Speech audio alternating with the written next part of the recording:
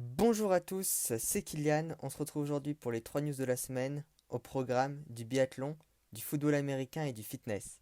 En biathlon, Martin Fourcade a décidé de prendre sa retraite.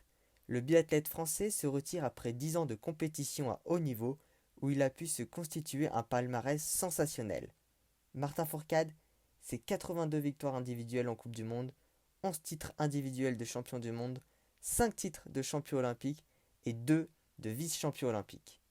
Il a également gagné 7 gros globes de cristal, récompense décernée aux vainqueurs du classement général de la Coupe du Monde, et pas moins de 26 petits globes de cristal, récompense remise aux vainqueurs du classement des épreuves. Il en détient 8 en sprint, 8 en poursuite, 5 en individuel et 5 en mass start. Il a même réalisé le Grand Chelem en 2013, 2016, 2017 et 2018, c'est-à-dire qu'il a remporté tous les globes de cristaux mis en jeu sur la saison. Sa dernière course s'est conclue sur une victoire lors de la poursuite de Kontiolahti en Finlande, piste où il avait, le 14 mars 2010, remporté sa toute première victoire en Coupe du Monde. Il a pu partager ce dernier podium avec ses deux compatriotes Quentin Fillon-Maillet et Émilien Jacquelin, respectivement second et troisième de la poursuite.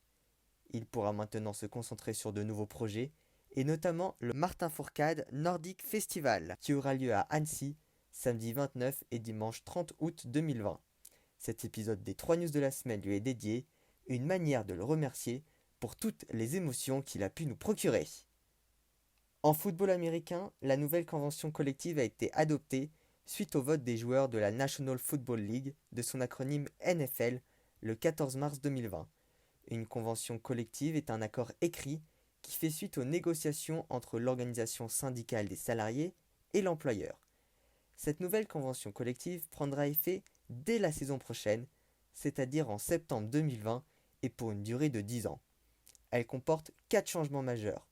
Le premier changement concerne le nombre de matchs en play-off, c'est-à-dire lors de la phase finale.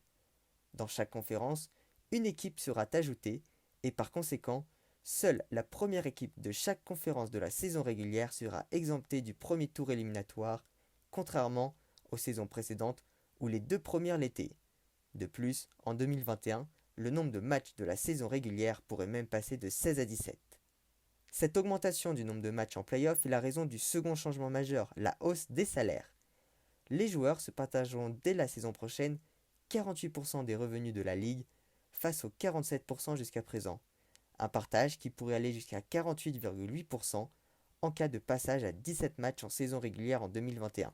Selon la NFL, les joueurs se partageront 70 millions de dollars en plus, étant donné qu'ils estiment un gain de 150 millions de dollars grâce aux droits de retransmission audiovisuelle des deux matchs supplémentaires de play-off. Le salaire minimum passerait alors de 510 000 dollars à 610 000 dollars par saison. Malgré cette augmentation de salaire, la nouvelle convention collective n'a pas été approuvée par tous les joueurs. En effet, elle a été adoptée par une courte majorité de 1019 voix pour contre 959 contre. La raison principale de l'opposition est la santé.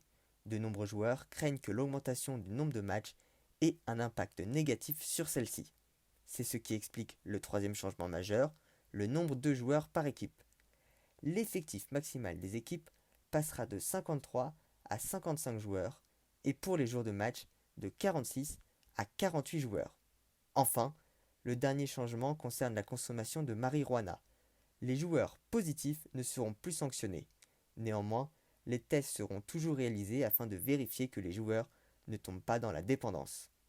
Dans un communiqué, Roger Goodell, le commissaire de la NFL, a exprimé « Nous sommes ravis que les joueurs aient voté pour ratifier la nouvelle convention collective proposée, qui fournira des avantages substantiels à tous les joueurs actuels et retraités, augmentera les emplois, assurera des progrès continus en matière de sécurité des joueurs et donnera à nos fans plus de football de meilleure qualité. » Le fitness est désormais la seule activité physique possible de faire en France.